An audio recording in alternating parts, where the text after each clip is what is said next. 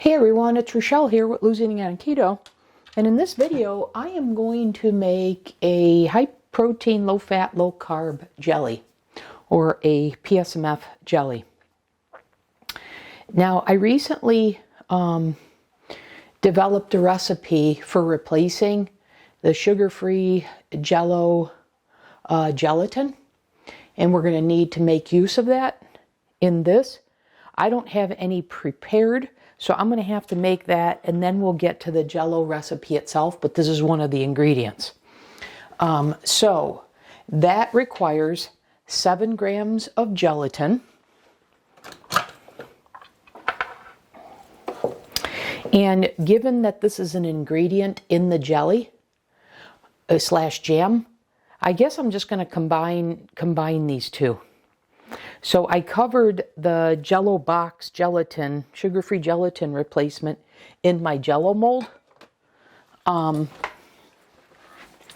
so I'm going to use that here. So to make the jelly, I need a cup of cold water, and I want my Jello box replacement to bloom in this. So I'm going to add this to my food processor. I don't think I need a blender for this. Hopefully I don't. I think this will work. Okay, so I have a half a cup of cold water. And now to this, I want to add my Jello box replacement. And I want to add a little xanthan gum. But let's get to the Jello box replacement. You know what I'm going to do? I'm going to put this aside for right now, and I'm going to mix together my Jello box replacement. So first thing I need is 7 grams of gelatin.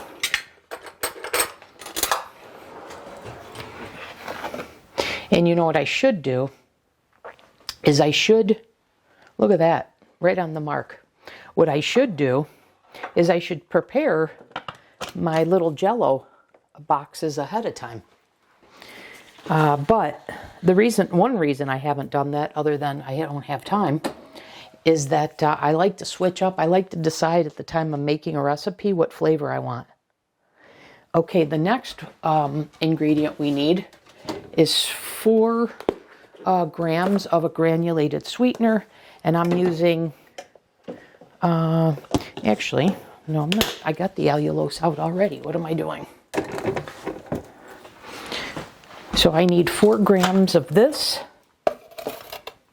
for a total of 11 grams.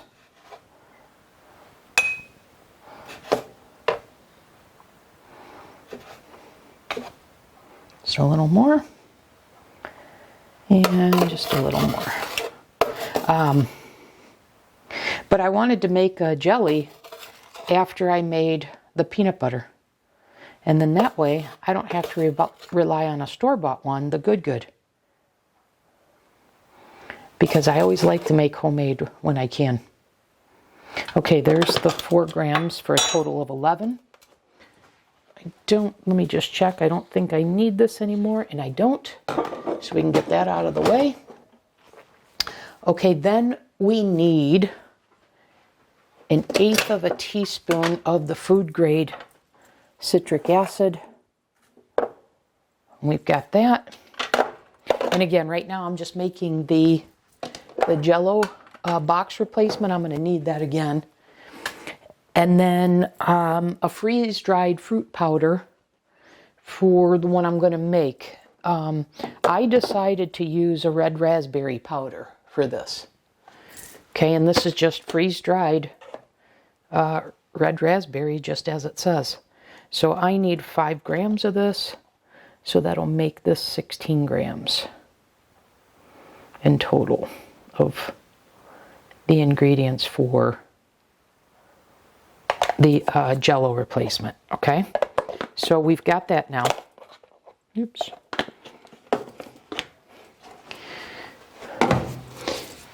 All right, so that is everything here. But now, and this would be the boxed Jell-O replacement. And like I said, you can swap out what powder, fruit powder you want to change the flavor of your Jell-O. But anyways, we've got this. I've got it mixed up. Now, because I'm making a jelly/jam, I'm going to add one more ingredient to this, which is I'm going to have 1/8 of a teaspoon of xanthan gum.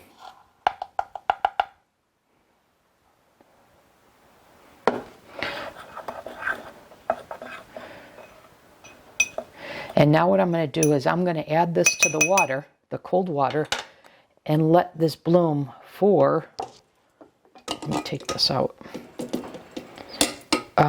for 60 seconds.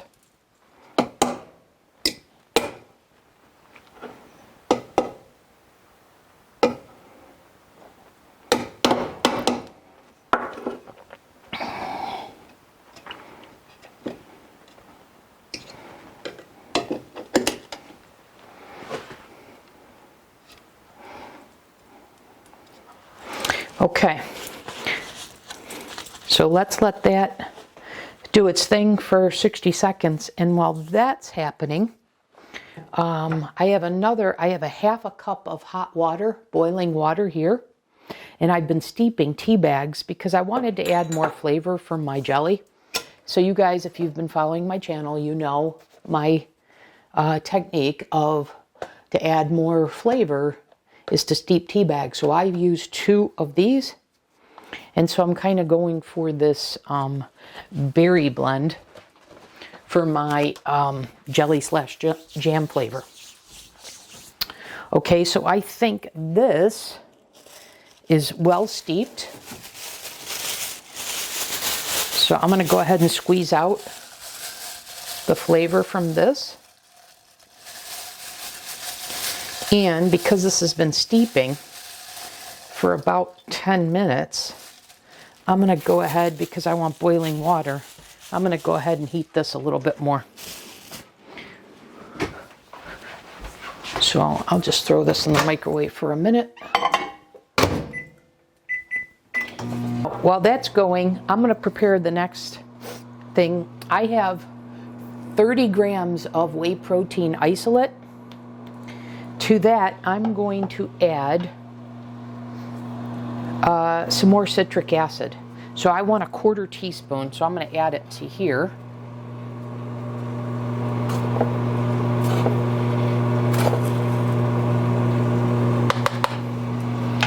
Okay, and now we're done with this, and I can get this out of the way.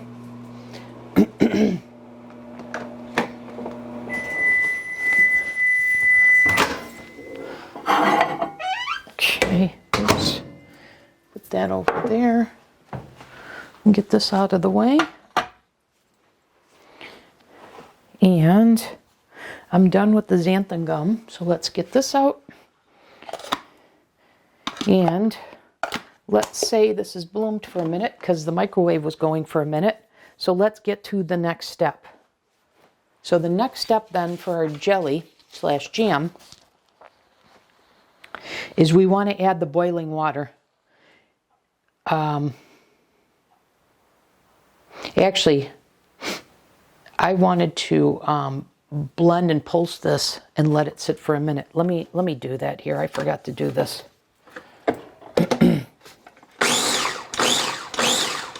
See how it's coming together already? Okay, now let's, oh, I should have put the cover on it, darn it.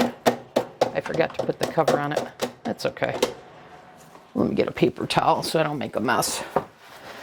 More of a mess than I already made.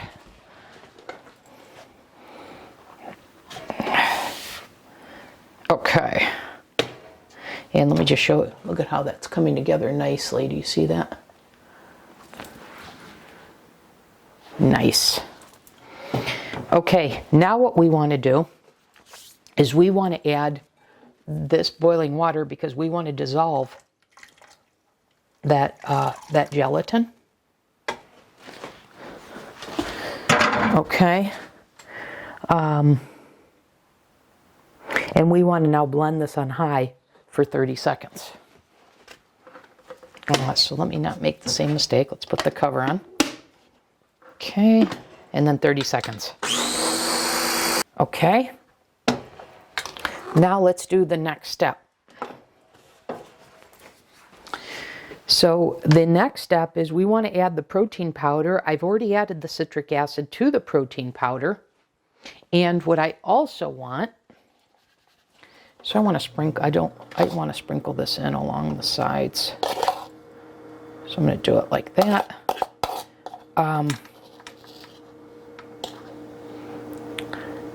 So remember, this has the 1/4 teaspoon of citric acid with the 30 grams of whey protein isolate. And I emphasize isolate, especially because if you follow my channel, you know I mostly use concentrate. All right, so we've got that. Now what we want to do is we want about, and it depends on the size, but we want about a cup of ice cubes. So about 8 to 10. So I've got that here. And they had started to melt, so I had put them back in the freezer. And now I need to break them up. So let me do that.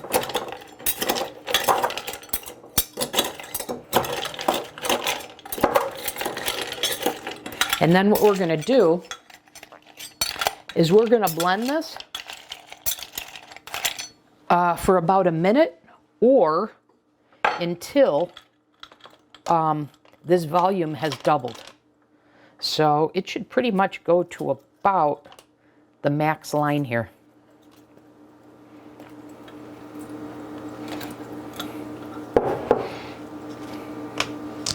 Okay, I'm going to put the lid back on.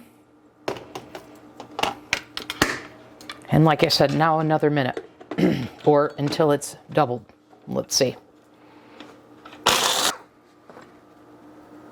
So that is absolutely doubled in volume, if not more. So you see that's right up to the fill line. All right, now what we want to do is we want to taste this and then sweeten accordingly to our desired sweetness. So it is very sour right now.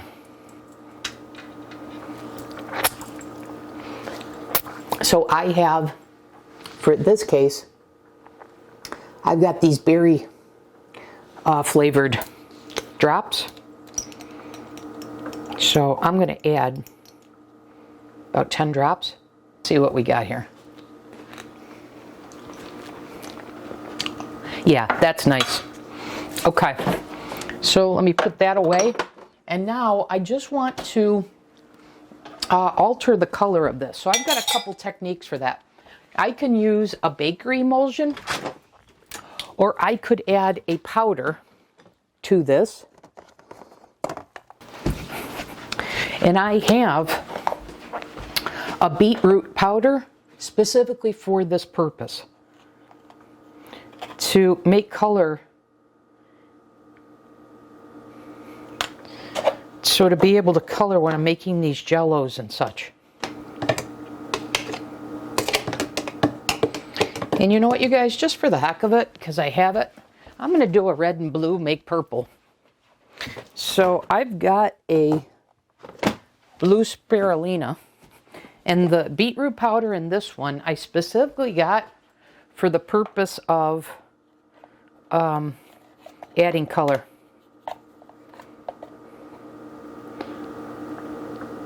Look at that. Isn't that cool? So let's see. Okay, now what I want to do is, now that I checked that and I added those, it's not sweet enough still. And I think I already have the flavored. I'm just going to go with the unflavored right now. And I'm going to do an eighth. Let me see if I can do it this way. Yeah.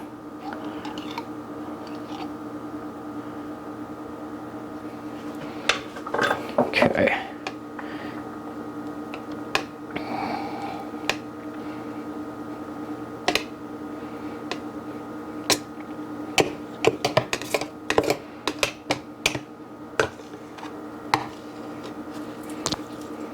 Okay.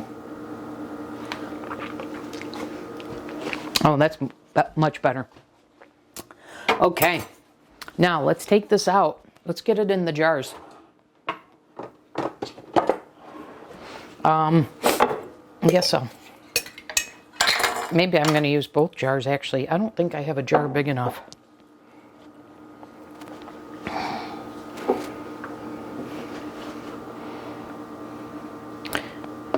And you see how it's setting already?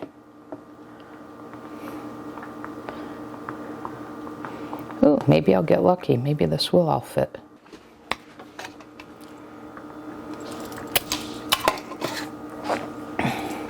All right, let's get this one in the fridge. Okay, let's let those set, and I'll come back in the next segment.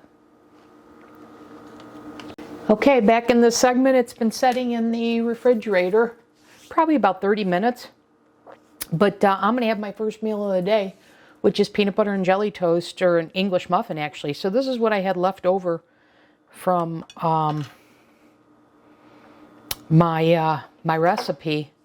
And this is the peanut butter that I've made. So that's been in the refrigerator.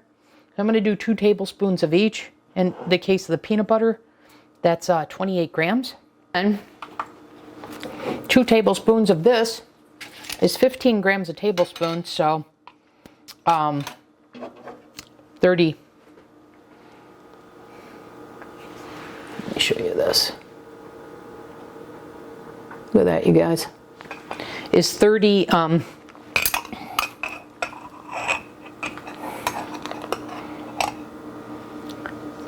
30 grams.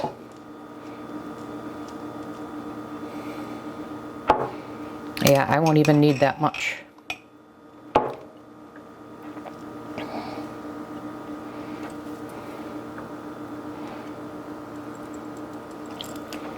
Actually, I just need a tablespoon. All right. Let's put it fully to the test. And by the way, you guys, the macros on the jelly or jam for 2 tablespoons, so now I'll just cut this in half because I didn't need the 2. But for 2, so I may adjust what a serving is. I think I'm going to.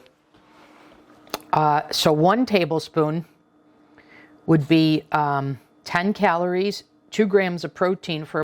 So the English muffin is 25 grams of protein. So here we go. That is nice. I wish I would have made a fresh English muffin, because I would like that to be hot. I did toast it a little bit, but it's not hot because I didn't want to over toast it. But there you guys have it. If you want, you can go with a homemade PSMF jam/jelly, or you can use Good, but let's compare. So this has no fat or no carbs for 10 calories. And so a tablespoon of this, that's 20 grams, and a tablespoon of that, that's 15. So let's call it comparable. This has 5 carbs. This has none.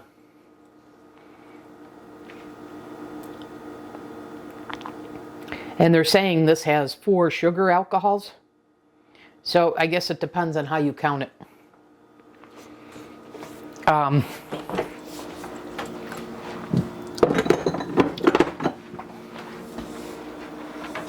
So yeah, so I guess, yeah, I guess it boils down to how you count it. So I'm just trying to think, is that a fair comparison? I don't know. But anyways, if nothing else, if you want to control the ingredients, if you want homemade, save money, you now have a PSMF jelly to go with the peanut butter, and for that matter, the English muffin. Okay? All right, guys, that'll do it for this video. Thanks for watching. I'll see you in the next one.